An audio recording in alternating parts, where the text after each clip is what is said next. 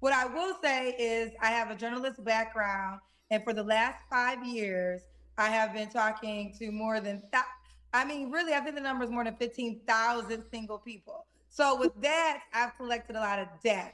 And I was talking about this the other day, and I get the boss chick mentality because the boss chick says kind of what you says. I can provide this for myself, so I'm only asking what you can do in return, which makes sense. I get that logical thinking, right? Hmm.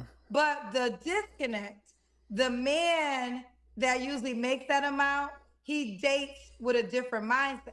Yep. I don't think any man wants a stupid woman to be his wife because they want somebody smart enough to raise their kids. I don't think any man even wants necessarily a broke woman, right? But I think it's not, they don't always say, I want my financial equal.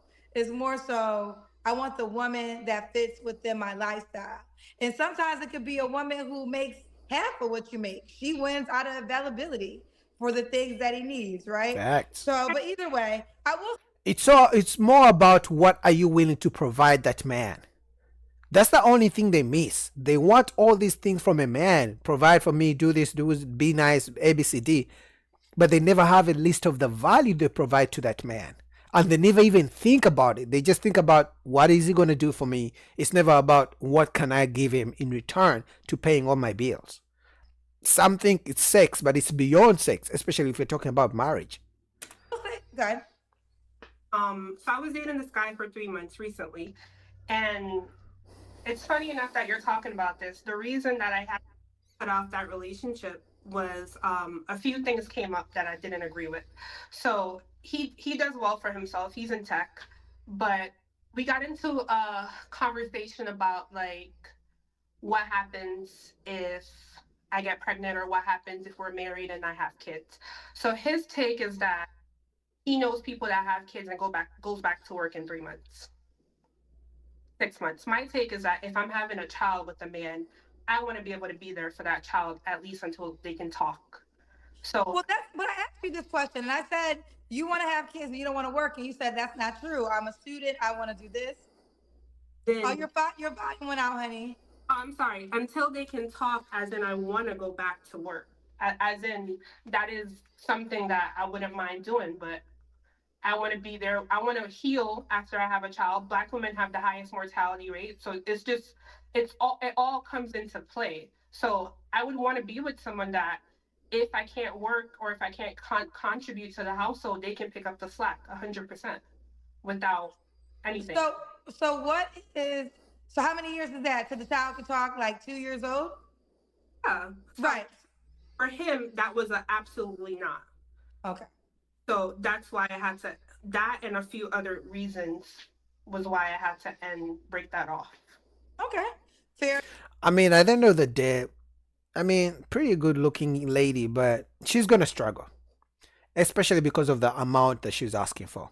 She could do well with, I don't know how much she makes, but she could do well with an average guy and just start to build together. But to her, that looks like she's dating down and putting her lowering her standards and settling. And this is why I said it's getting worse for the average guy, because all the numbers they're throwing out is in the top 3%, top 5%. Fair enough. So, you guys were in a relationship. Yeah, we were dating for months. I literally broke it off. I think Were early you guys were you guys dating or were you guys in a relationship? 3 months. Say what? All right, we were dating for 3 months. Okay. But you guys weren't in an exclusive relationship. No, I was in an exclusive relationship with my ex up until like December. Okay. Oh, so you went to him. And now your ex major 250 quality, 250,000 a year. Way more. So why you break up with him? Good question. I don't want to get into it. It's personal. Okay, we'll leave it at that.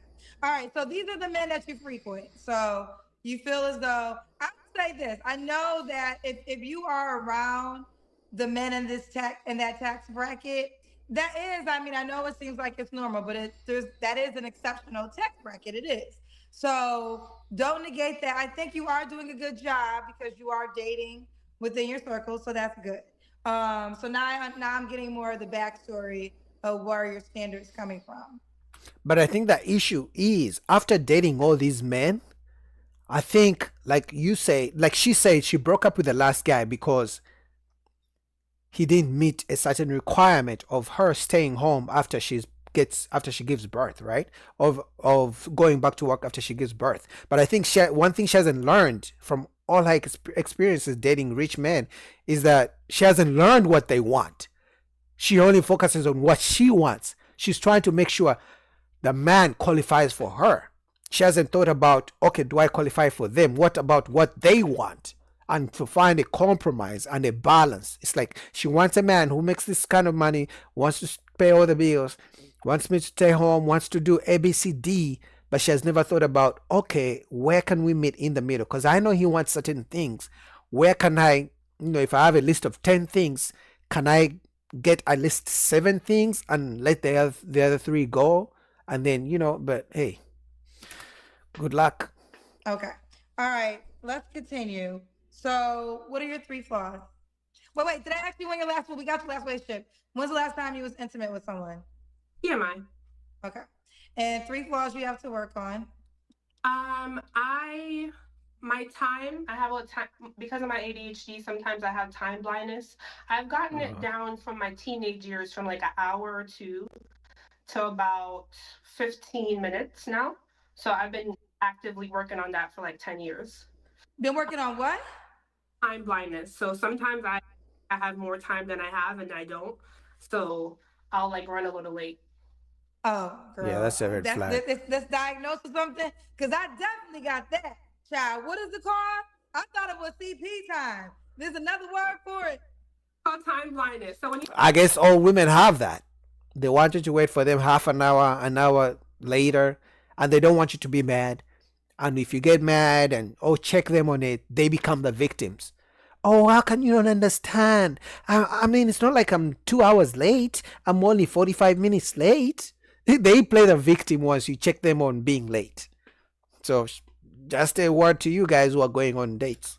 When you have ADHD, you have a few things that are quirks for some people. Child, let me tell you something. Ain't nobody, late is it's a shame. You almost got to lie to me to get me on time. Like, you should tell me it starts 2 hours earlier to get me on time. But okay, that's the thing. Thank you for that. 2 more flaws. I think being entitled. I think I expect a lot from people because I expect a lot from myself. So No, that's called being entitled, baby girl. That's called being entitled. That's it. That could be a flaw, and I can walk away from anything. Like, I'm a lover and a leaver. That's what I tell people. Red flag. Red flag. You're gonna get married to her. She's gonna file for divorce as soon as something doesn't go her way. Like I said, she wants everything in her way. She has no compromise at all.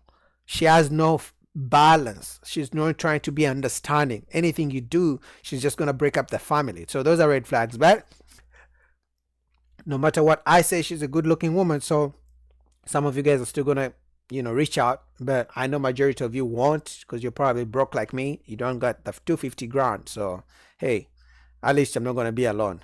All right. So shout out to Kendra. I'm not going to watch the other 15 minutes. I'll put the link down below.